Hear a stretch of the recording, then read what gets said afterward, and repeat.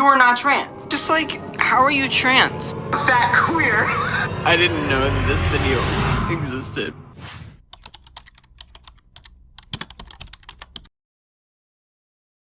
I just realized I could attach this to a chopstick so I didn't have to like hold it like this the whole time. Ow. Ow. Oh. Oh. Kiss it. Okay, I'm sorry. Anyway, hey guys, it's Lynn here. Welcome back to part 3 of my deep dive series on Kalvin Garrah. It still freaking hurts, man. If you're not familiar with who Kalvin is, go watch part 1 where I basically go over who he is, how he got started on the internet, and his shift in content. In part 2, I basically just go over his 2018 controversies, and in this part, I'm just going to go over his online presence in 2019. It really just involves him getting called out for the first time.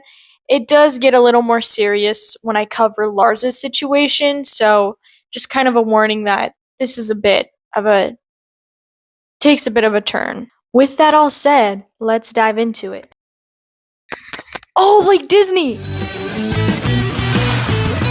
Kalvin started off 2019 by going live a lot and reviving his gaming channel. Although he was known for mainly talking about trans issues, his ability to engage viewers beyond these topics played a crucial role in cultivating a loyal fan base.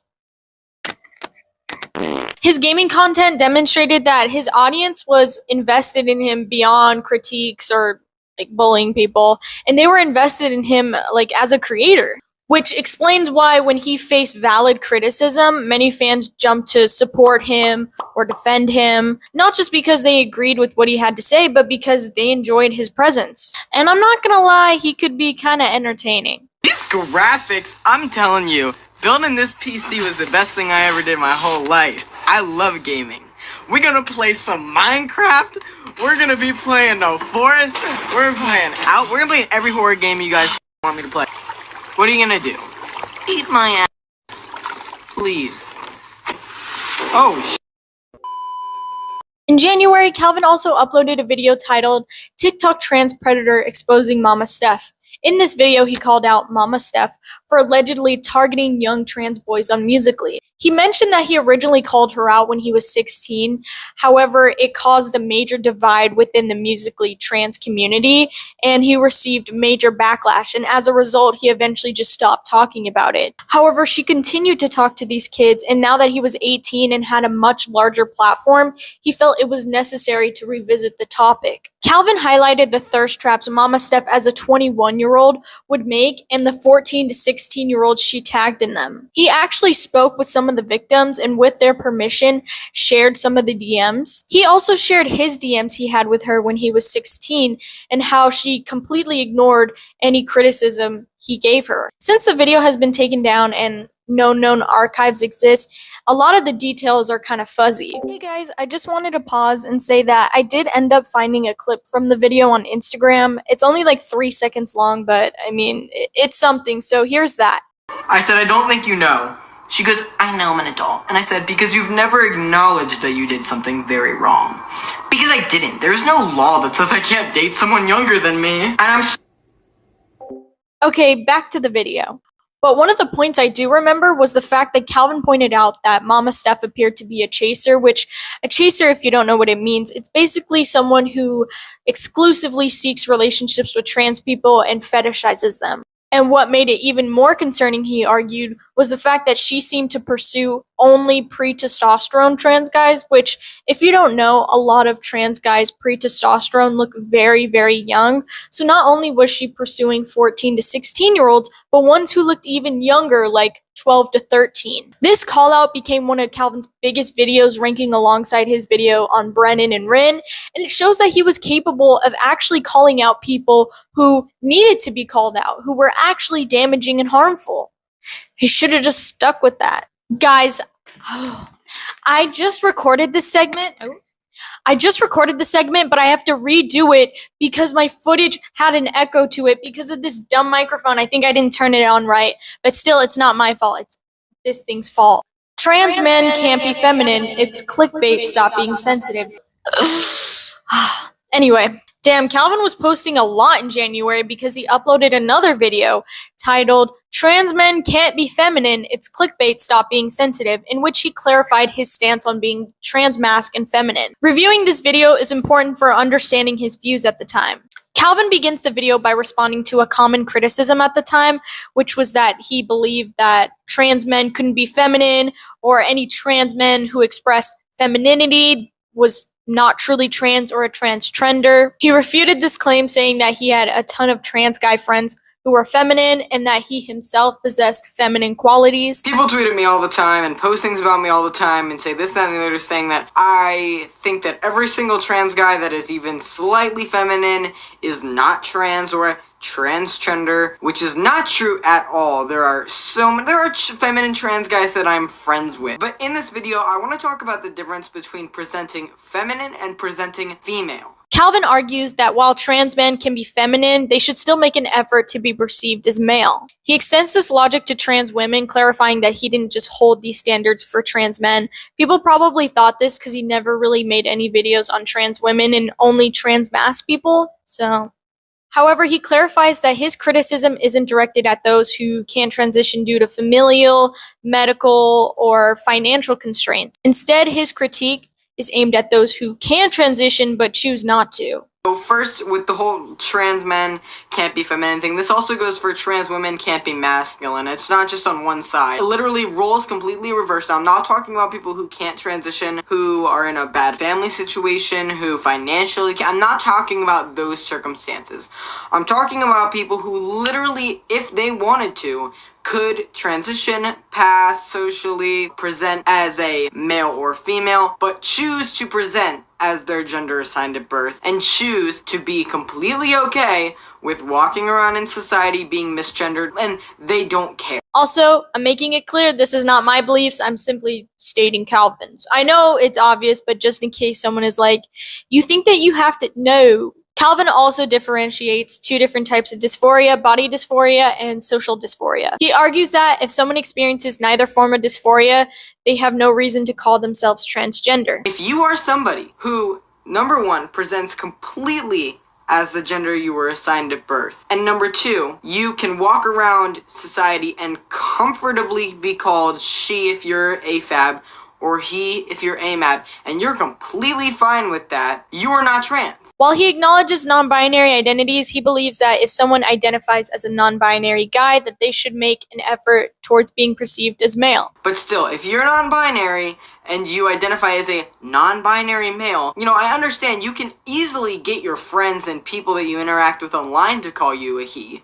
But if you're completely fine with walking around in society being called a she, and you don't do anything to change it and it doesn't bother you, you're not trans. Because you don't have social dysphoria, you don't have body dysphoria, so you have literally no reason to be calling yourself transgender. And the reason I have a problem with this, and I understand that everybody should be allowed to present how they want, but not everybody should be allowed to identify as transgender. That's like saying everybody should be allowed to say they have depression and everyone should be allowed to say they have ADHD. That's a mockery of people who are actually transgender and actually have gender dysphoria. And strongly opposes the belief that gender is purely socially constructed, arguing that this gives transphobes ammunition to say that being trans is a choice. While he recognizes things like clothing, makeup, hair are socially constructed, he argues that being trans is biologically innate. Clothing, makeup, hair, all of those things that are like gendered are socially constructed.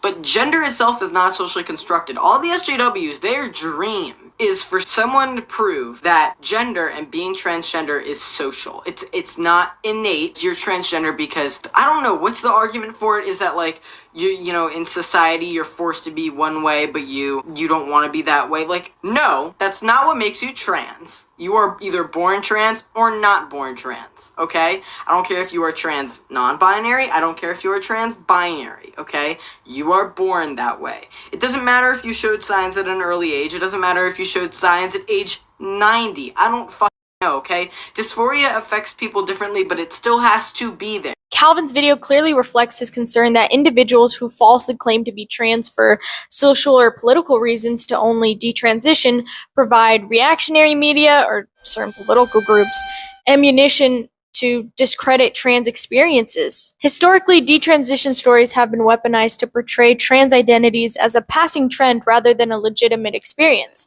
And Kalvin's frustration seems rooted in a desire to protect the integrity of trans identities from such attacks. Here's the worst part of it all. One day, all these people who are being trans, either because, number one, they think of it as a cool thing to be, or just because, and I think, you know what, honestly, most people that are transgenders are not even doing it for attention. You have these stories of people saying, well, I was confused by, you know, this person telling me that I'm trans just because I liked wearing boys' clothes. Like, it's just, one day, actual trans people are gonna be left with the wreckage of this movement. It's like emo on Tumblr. However, a key inconsistency is his assertion that trans people must take the steps to be perceived as the gender they identify with. He argues that failing to do so contradicts the very nature of being trans. When in reality, the core of being trans isn't about outward presentation, but rather having a disconnect between your sex assigned at birth and your gender identity. Additionally, Kalvin's claim that individuals who experience neither social nor physical dysphoria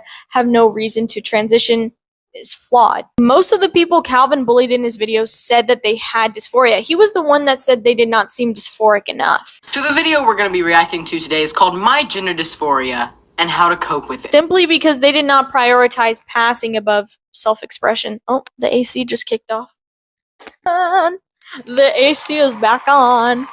Kalvin's emphasis on passing is likely shaped by his own personal experiences with dysphoria. Because passing is central to his identity, he struggles to understand why others may not prioritize it in the same way. But by tithing trans validity to passing, it reinforces the harmful notion that trans people must conform to external standards to be taken seriously.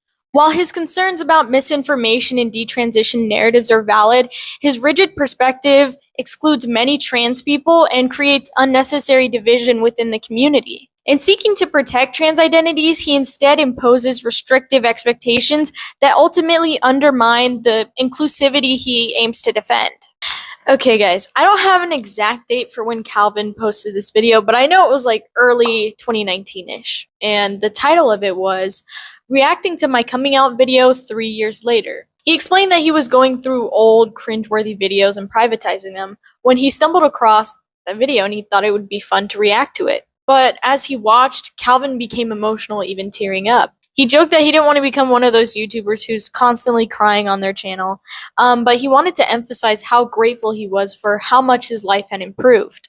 He reflected on how insecure and miserable he felt at the time and how uncomfortable he felt in his own skin and how difficult it was when his then girlfriend at the time didn't want him to transition in any way, like even socially, like cutting his hair and wearing a binder. Despite those struggles, he emphasized how grateful he was for the people who supported him in his transition, especially early on. He acknowledged how much his friendship with Jack meant to him, despite them no longer being friends, and his parents' willingness to understand and help him. I didn't know that this video existed.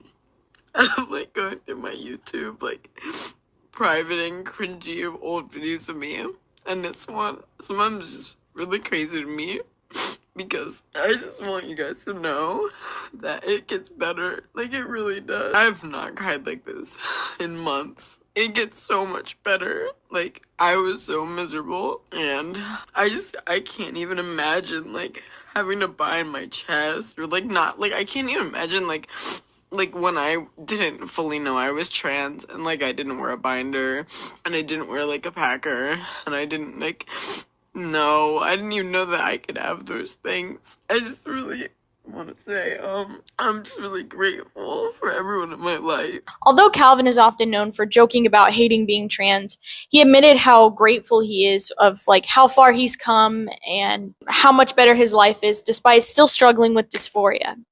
I just hit the mic. He ends the video by encouraging his trans viewers to keep on pushing, encouraging them, saying that it does get better. I can't deny seeing him be so open and vulnerable about his trans experience.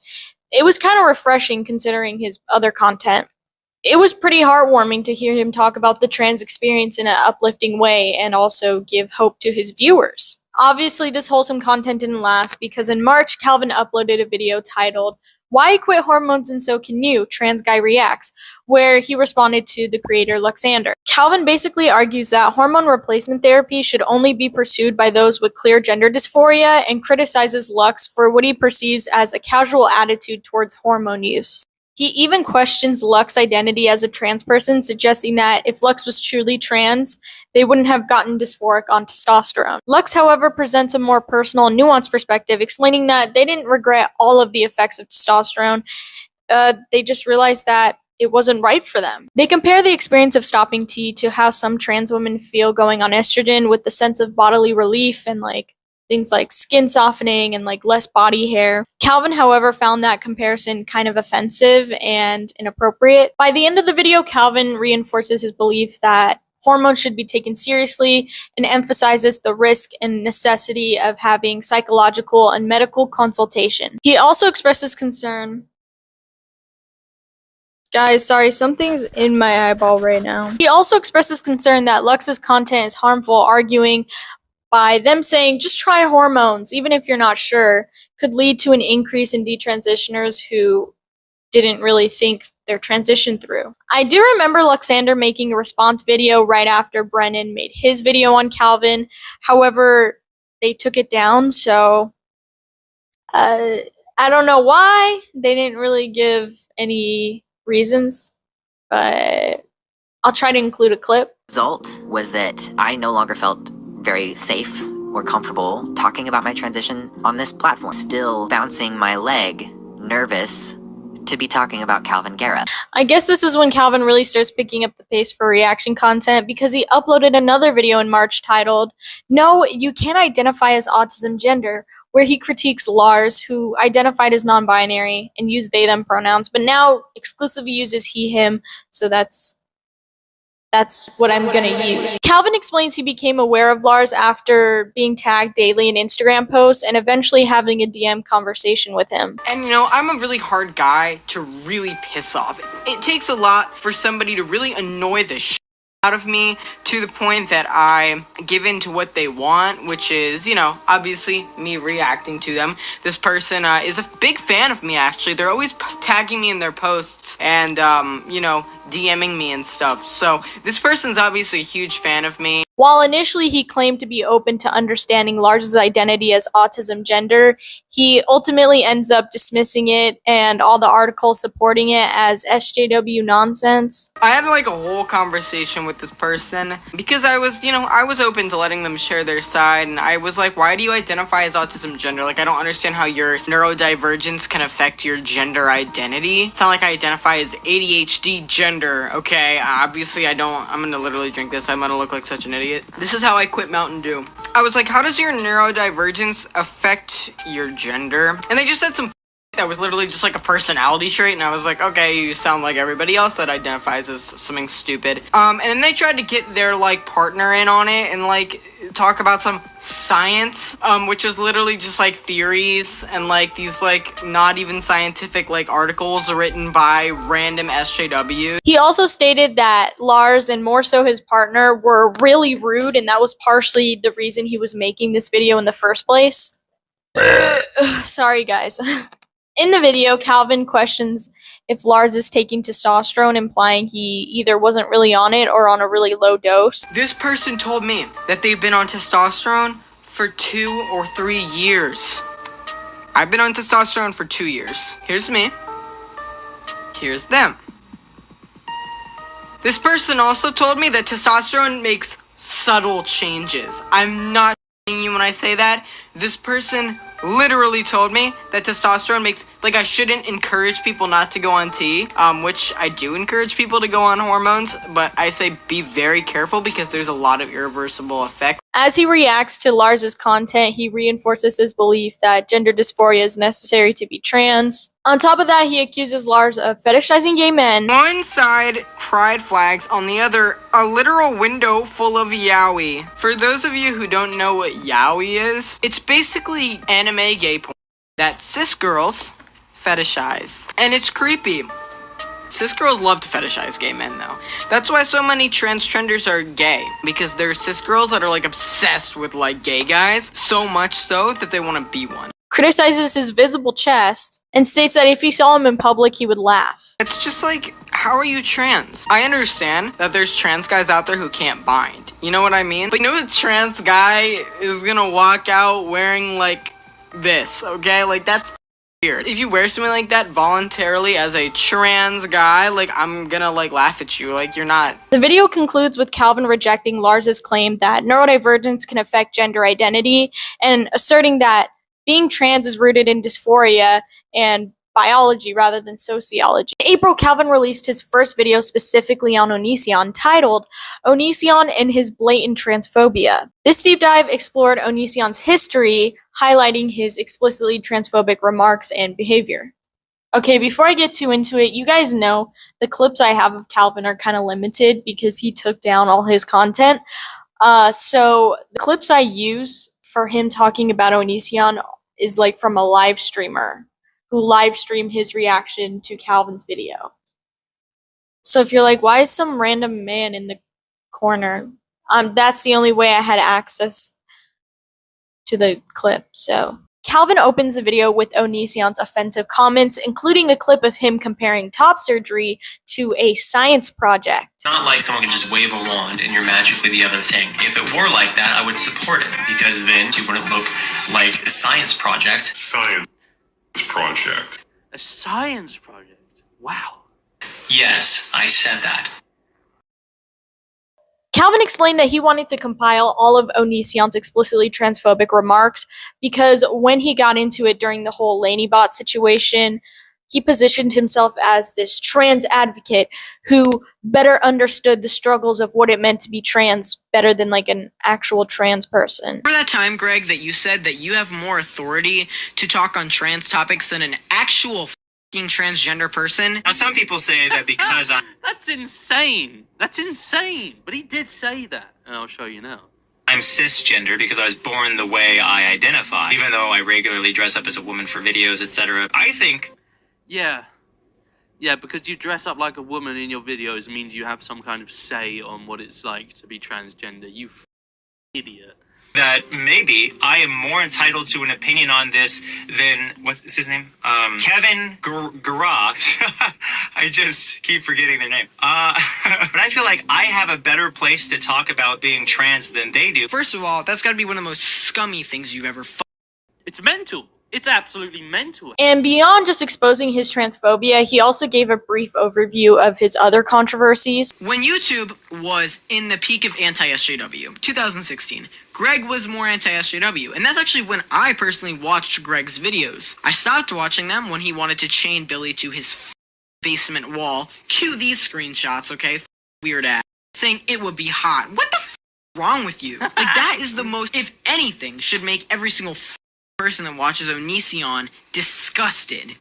I know. This video was particularly significant because although his Mama Stef video brought in a much larger audience, this video brought in reoccurring viewers, you know, who were looking for updates on Onision. That there were cis viewers coming in for updates on Onision, but also to educate themselves on trans topics. But I don't want to make it seem like, you know, this meant that his whole audience turned into cis people.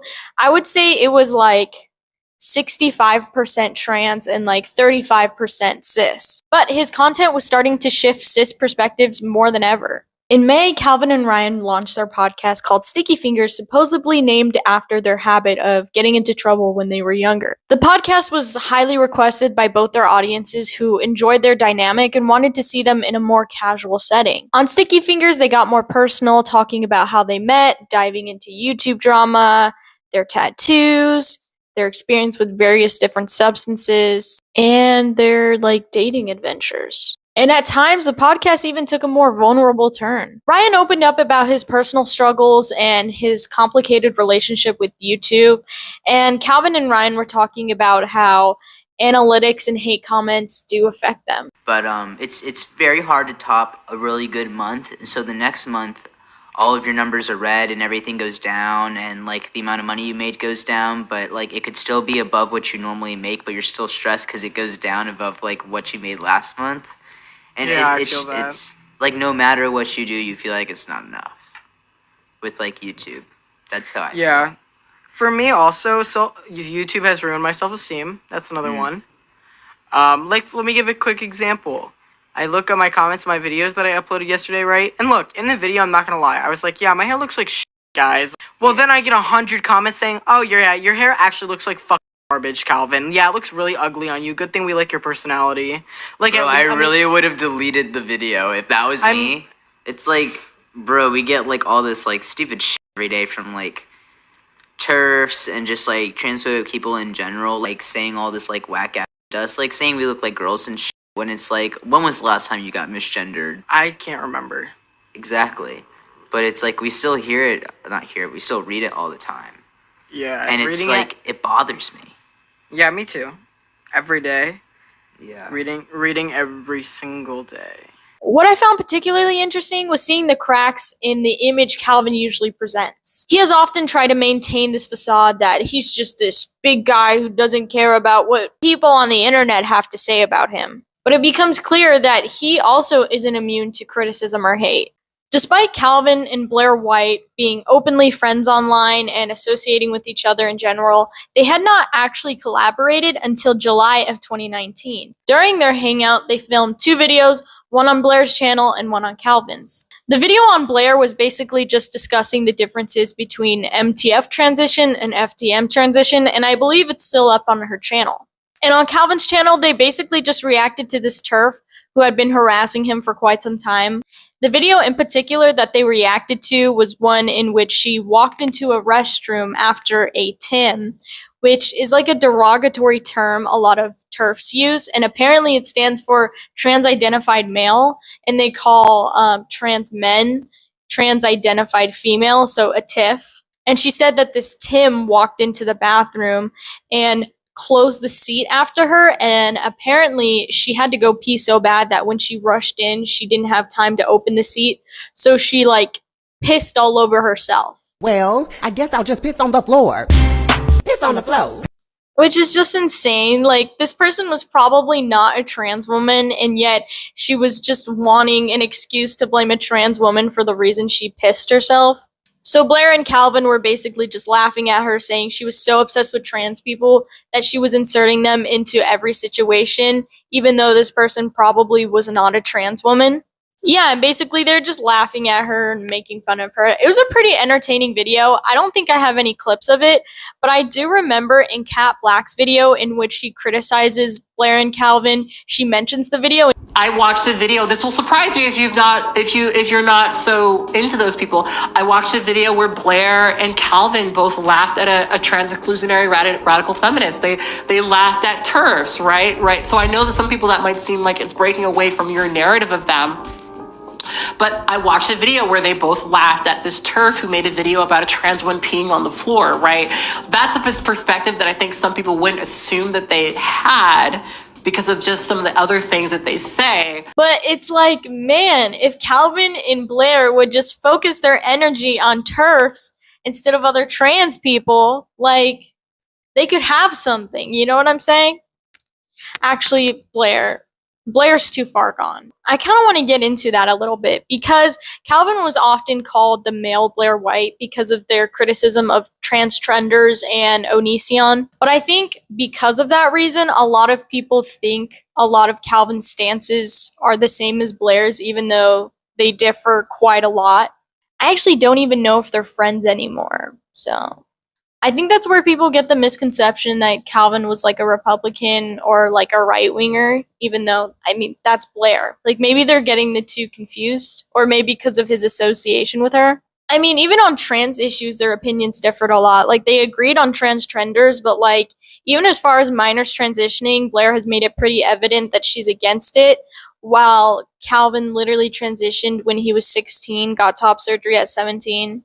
He went on hormones at 16. Blaire also believes that trans women should not compete in women's sports and should have their own category. Like, instead of just women's sports, there should be trans women's sports and like trans men's sports, while Kalvin actually played in men's sports. He also argued that if a trans woman transitioned before puberty, there's really no reason why she would have an advantage. I mean, maybe he has a more nuanced perspective on it now, but at least in 2019, that was his argument. But despite all these differences, a lot of people thought they had the exact same beliefs. Also, this isn't meant to defend Kalvin and be like, see, he wasn't as bad as Blaire. It's just saying that it kind of makes sense that he would be willing to give an apology because he was never as extreme as Blaire, because during his apology video, I saw a ton of comments saying, like, hopefully Blaire does this, hopefully Buck does this. Like, I don't know how to tell you this, but they are far more radical than Kalvin ever was. So I don't think that's ever going to happen. Also, Kalvin was a teenager during a lot of this. So it kind of makes sense that you would grow up and change your mind.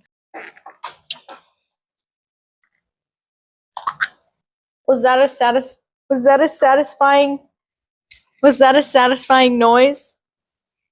Yeah, no big deal. I just opened a Gatorade on my own. Yeah, not to brag.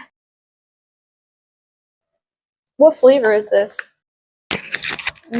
Oh. I ripped the mic off and there's a hole in my shirt. It's berry flavor. This controversy marks the first time Kalvin faced serious criticism. So, as Kalvin does, he made a trans TikTok reaction video, and a lot of the videos he reacted to were sent to him through Twitter. In the video, he specifically reacts to a creator named Keith, and I think his user now is Teeth for Keith, and I loved him, especially in 2021. So maybe I'm a little biased here. He's just a silly, goofy guy, you know what I'm talking about? Anyway, besides the point, as Kalvin was reacting, he said that Keith was very annoying and he never wanted to punch anyone more in the face, and that he was stupid and the R-slur. Now, Keith had a very significant following, so when he posted that video, all of Keith's audience came at him, particularly because of the fact that Kalvin called him the R-slur, and Keith is autistic.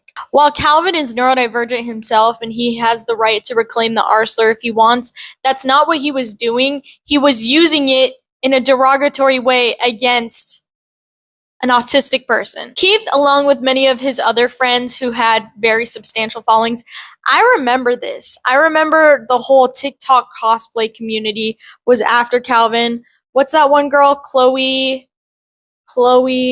She sang the like Jack Stauber songs. She had the round glasses. I remember she was after him. I remember there was this other beauty guru named Mabel Ward. I don't know. She was also after him. I remember everyone was after him about this whole Keith situation, which led to Kalvin eventually going on his Instagram and apologizing and taking the video down. He said that he didn't know Keith was autistic and he would never intentionally call someone with the autism the R-slur, and that he didn't think Keith was a trender. This marked the first time that Kalvin had really ever been called out and it was taken seriously. While Kalvin was largely forgiven, this incident helped spark the early discourse surrounding calling out Kalvin's behavior. The only video I could find talking about the situation was one that Punk IRL made, which, hey Sid, I'm also a really big fan of him. Yesterday on an Instagram live stream, I said that I would make a video on the whole Keith and Kalvin situation. Here it is. If you don't know who Keith or Kalvin are, Keith is one of my friends. He's a TikToker. Kalvin is Kalvin Garrah. He's a YouTuber. He's known for basically just making fun of trans people he doesn't think are valid. Before people attack me, I do not have a stance on do you need dysphoria or do you not need dysphoria. So please do not ask me. I do not have an opinion. I just do know that I don't like Kalvin Garrah. Keith was one of the people in Kalvin's newest video who he invalidated, and he called Keith the R-slur and said, I've never wanted to punch someone more in the face than I do right now. My other friend Punker Plus was also in that video, and he completely just invalidated them for no reason as well. Hey guys, so I was editing and I found a clip of Keith joking about the situation. I wanted to show you guys. I always thought I might be bad, now I'm sure that it's true. Cause I think you're so good, and I'm nothing like you. In September, Kalvin released another trans trender video, which you think he would have learned after the whole Keith situation, but I guess not. This time targeting a non-binary creator named Noah, who preached about body positivity and mental health. In this video, Kalvin took issue with this person describing themselves as trans-masculine despite presenting as a woman or female. It's so crazy because this person presents as a female, as a woman. I might just go out on a limb and say that I don't really think this person should be on testosterone. He also took issue with the amount of content Noah made about their body and posts that they made joking about F a fat queer and making weight their entire personality trait. fat queer. Oh yeah, I'm gonna go off today. Fuck a fat queer. I don't understand fat people that act like being fat is a personality trait. I personally have no problem with fat people. Additionally, Kalvin expressed discomfort with this person referring to themselves as a trans boy despite being in their mid-20s. Kalvin further insinuated Noah's behavior was creepy after reading a post in which they said they were aroused after getting their tea shot. Following the release of this video, Noah was harassed online and was called a pedophile, an accusation that was particularly hurtful given the fact that they are a childhood sexual abuse survivor. The hate took its toll on them, leading to a suicide attempt. Their girlfriend later shared the incident on social media to raise awareness about how Kalvin's videos affect people. When news of this reached Kalvin, he had not confirmed the details of the situation, but yet decided to go on Instagram Live discussing it. During the live stream, Kalvin misgendered Noah throughout and expressed skepticism over why someone would immediately post them attempting, which they didn't, their partner did. And he stated that even if the claims were true, he still stood by his original video. I watched the video. I didn't say anything that bad. I really didn't. You know, there's no way that girl actually tried to kill herself. No. Here's the thing. If somebody wants to kill herself, they don't go on the internet screaming, I'm gonna kill myself, I kill myself, I'm going to the hospital right now. Even if this person did, in fact, try to kill herself, like, at the end of the day, I'm not responsible for something that she did. It's just I didn't do anything, like, legally, or honestly, even morally wrong. I hope she's okay. I really do. I mean, it's not like I was trying to make someone want to die. This obviously resulted in backlash, and Kalvin decided to respond to it with a video on his YouTube channel. He acknowledged the seriousness of the situation and said that if the claims were true that Noah attempted, that he feels very sorry and never intended for his video to cause that result. However, he argued that he can't control his audience and what they choose to do after he uploads a video, and that he took preventative measures by starting the video off with the disclaimer to not harass this person and by not showing their ads in the video.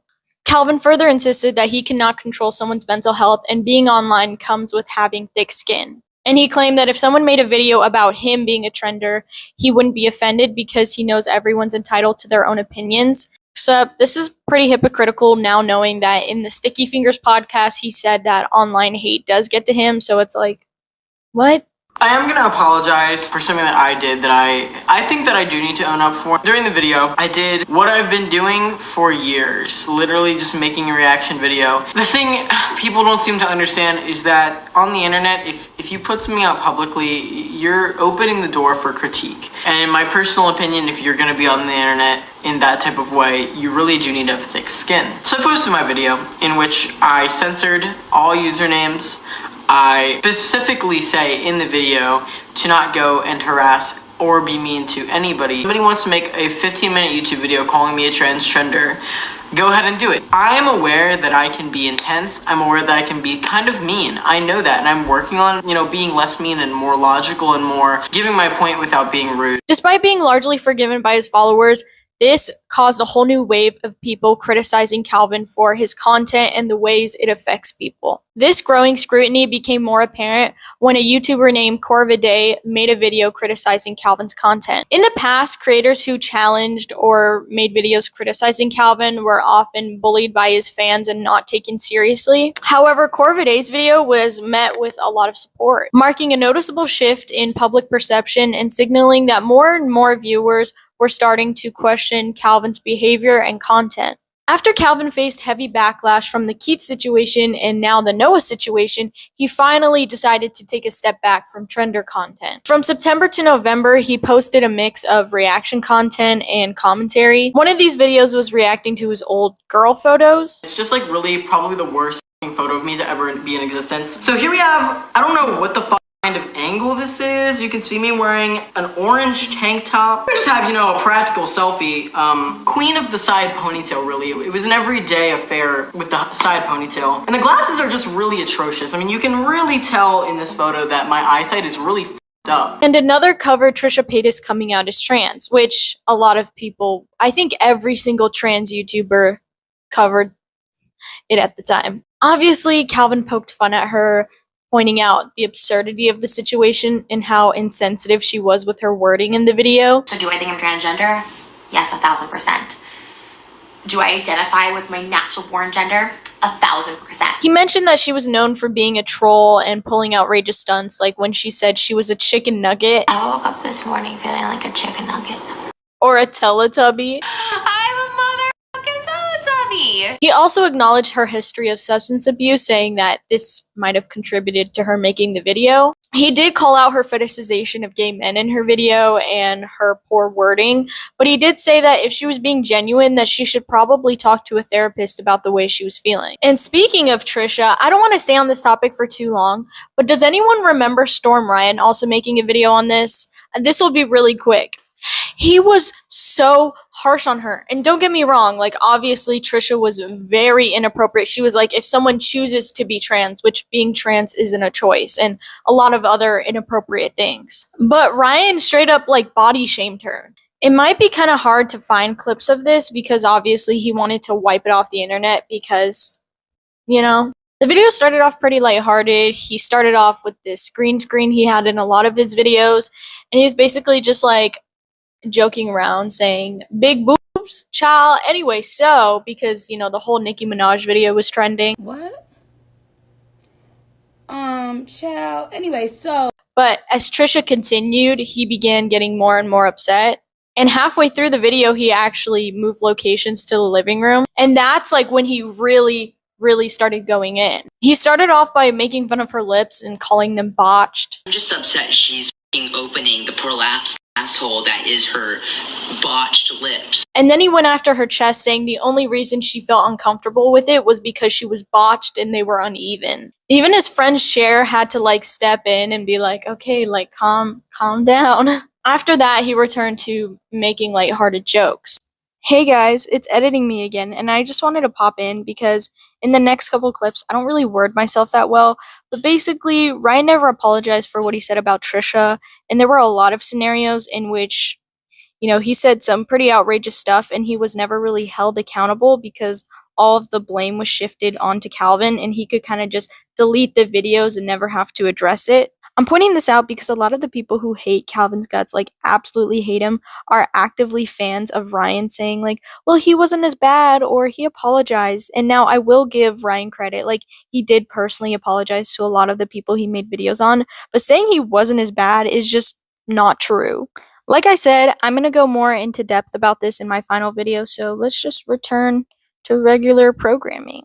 Despite Kalvin shifting his content, many people were still upset about him over the whole Noah situation, and they created a petition calling for his channel to be removed. And Kalvin responded by making a YouTube video saying he thought it was ridiculous that they were trying to have his channel removed over a difference in opinion, which that's not what it was over. He even mentioned that his channel had been taken down before, something tied to Chase Ross, which you guys would know if you checked out part 1. In the video, he tries to brush off the petition and make fun of it, and even signs it himself. He later released merch with the petition on it as well. After the video, his fans then came swarming to the petition, signing it, writing jokes, and defenses for Kalvin. This kind of highlights, despite the growing criticism for Kalvin and his content, he still had a very loyal fan base that was willing to defend him. Moving on to December, Ryan flew out to visit Kalvin in Maryland, so they filmed a lot of content with each other from December to like February. They uploaded a ton of different videos, like a Q&A, a little vlog, talking about their old Musical.ly. I think even London posted on her channel about them reacting to Caitlyn Bennett. Overall, the content was pretty lighthearted, but I'll include all the clips from that content that I think are relevant. Oh, I also forgot to mention he does do an interview with the detransitioner, but that's in January, and I think I'll just include that in my part 4. You guys gonna get your palm tats while you're together? Yes. Yes, we are. This is how they look now. They will be tatted up. Opinion on Jet/Bowie.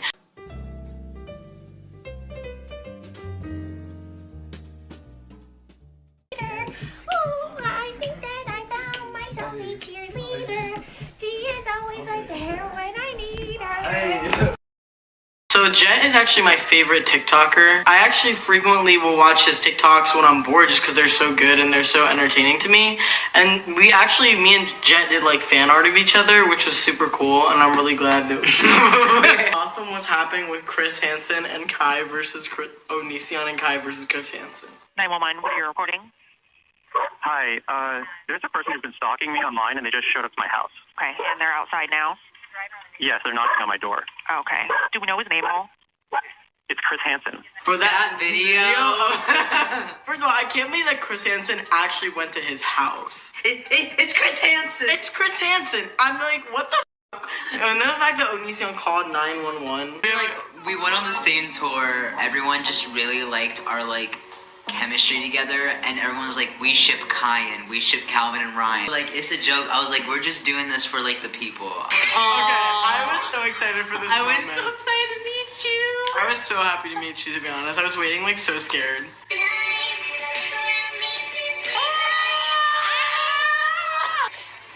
We were kind of so cringy. We were like, oh, no! Terrible angle. Oh, look at her intro. I didn't know Republicans were capable of making it. They're just trying to appeal to Zoomers. It's fine. Your opinion out of fear of offending someone? You're a man. Come on. You're a man? did she just misgender her? You're a man. Answer my question, damn it. What's really wrong with her? You don't want to answer a question? Be a man, Kalvin. Come on. At this point, what's your favorite color? Be a man. Answer it. Blow some blows. Blue. That's what I thought. At the end of the day, Caitlyn Bennett herself is not gonna erase transgender people. So she really at the end of the day, if transgender people are gonna exist anyways, why not just do what you can to make them comfortable? You're just trying you can maybe not like trans people, but at the end of the day, they still exist. They're still there. So just it's not that hard. Just too much. It's defecation of character. Say hi. Yeah. Hi. No, you can't say hi. I'm gonna edit that out. I'm just gonna edit out all of Kalvin. Why? Yeah, you probably get more views. You probably would lose less subscribers. I wouldn't lose subscribers when I post. Subscribers every time. That's how you know we're real friends, because I post with Kalvin. I know. You see, somehow the world will change for me and be so wonderful. Well, that was Kalvin's online presence in 2019. In part 4, I'm going to be talking about his presence in 2020, which involves the detransitioner interview, like I mentioned, more reaction content, a beef with Cavetown. Yes, Cavetown as in the musician. A response to ContraPoints, calling out Ariel Scarcella, and a lot more. Thank you all for watching. Make sure to subscribe, hit the bell so you're notified when I post part 4, and thank you all for watching. Peace.